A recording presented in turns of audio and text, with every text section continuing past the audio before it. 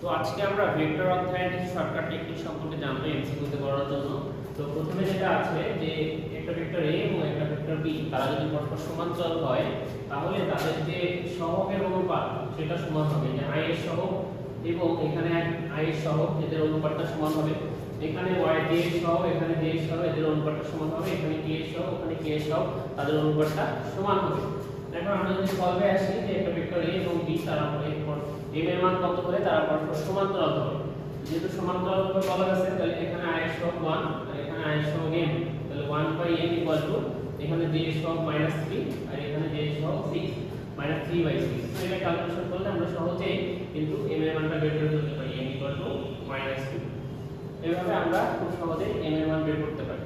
এবং দুই নম্বরে যেটা আছে একদম সাইকেল আরোহী সমতল রাস্তার উপর দিয়ে কত বেগে চললে 8 মিটার পার সেকেন্ড বেগে বৃষ্টির ফোঁটা 45 ডিগ্রি কোণে পড়বে। তো এখানে কোণ দেওয়া আছে 45 ডিগ্রি এবং বৃষ্টির বেগ দেওয়া আছে 8 মিটার পার সেকেন্ড। তো এই শর্টকাট হলো tan থিটা মানুষের বেগ বাই বৃষ্টির বেগ। এখানে থিটাটা অবশ্যই উল্লম্বের সাথে কোণ, তো থিটাটা হচ্ছে 45 ডিগ্রি আমরা এখানে দিলাম এবং বৃষ্টির বেগ 8 এবং মানুষের বেগটা বের করতে হবে p ধরে নিলাম। তো এখান থেকে আমরা ক্যালকুলেশন করলে খুব সহজেই p মানটা পেয়ে যাচ্ছি। এটা হলো। তো আমরা ভেক্টর অধ্যায়ের আরো কিছু শর্টকাট ট্রিক সম্পর্কে জানবো। তো শর্টকাট ট্রিকে বলা হচ্ছে যদি p q হয় অর্থাৎ দুটি ভেক্টরের মান যদি সমান হয় তাহলে তাদের লব্ধি বের করার শর্টকাট হলো r = 2p gol alpha by 2।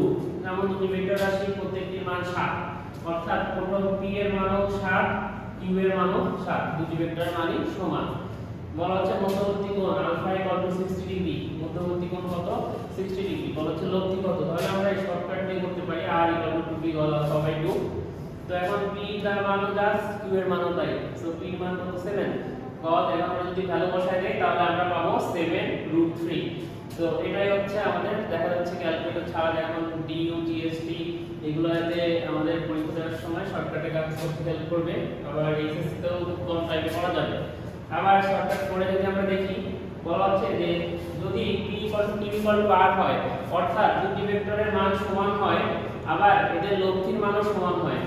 যেমন যদি বলি p দুটি ভেক্টরের মান 7 আবার যদি বলে এদের লব্ধির মানও 7 অর্থাৎ দুটি ভেক্টরের মান এবং এদের লব্ধির মান সবই সমান, তাহলে এর মধ্যবর্তী কোণ কত ডিগ্রি হবে 120 ডিগ্রি। দুটি ভেক্টরের মান সমান তাদের লব্ধির মানও সমান, তাহলে এর মধ্যবর্তী কোণ হবে 120 ডিগ্রি। এটাকে আমরা আবার ঘোরায় একটু এভাবে বলতে পারি, যদি বলি দুটি ভেক্টরের মান সমান মধ্যবর্তী কোণ 120 ডিগ্রি তাহলে লব্ধিও কিন্তু p আর q এর সমান হবে। এখন 5 শর্টকাট 5 এ আমরা দেখে নিয়েছি যে a = i + b + k এবং b = একটা ভেক্টর দেওয়া আছে। তো এরা এটি দ্বারা সামুদ্রিকের দুটি সন্নিহিত বাহু নির্দেশ করতে পারে, সামুদ্রিকের দুটি কর্ণ নির্দেশ করতে পারে। তো এক্ষেত্রে ক্ষেত্রফল কত হবে? তো এই ক্ষেত্রে দেখা যাচ্ছে যে a ভেক্টরটার প্রত্যেকটা সহগ সমান 1 1 1, আবার b ভেক্টরটার প্রত্যেকটা সহগ সমান 3 3 3। তো সেটা বলা হচ্ছে যে a ভেক্টরের প্রত্যেকটা সহগ সমান আবার b ভেক্টরের প্রত্যেকটা সহগ সমান যদি এমন হয় তাহলে ওই ভেক্টর দুটি দ্বারা গঠিত নির্ণায়ক শূন্য হয়। আর নির্ণায়ক শূন্য হলে কি হয়? সামান্তরিকের ক্ষেত্রফল শূন্য হয়। যেহেতু a ভেক্টরের প্রত্যেকটা সহগ সেম, b ভেক্টরের প্রত্যেকটা সহগ সেম, সো এদের দ্বারা সামান্তরিকের দুটি সন্নিহিত বাহু নির্দেশ করুক আর কর্ণ নির্দেশ করুক, ক্ষেত্রফল সবসময় শূন্য হবে। এবার শর্টকাট 6 এর নদী নৌকার একটা ম্যাথ বলা হচ্ছে স্রোতের বেগ 6 মিটার পার সেকেন্ড এবং নৌকার বেগ 12 মিটার পার সেকেন্ড। ন্যূনতম দূরত্বে নদী পার হতে হলে কোন দিকে নৌকা চালাতে হবে?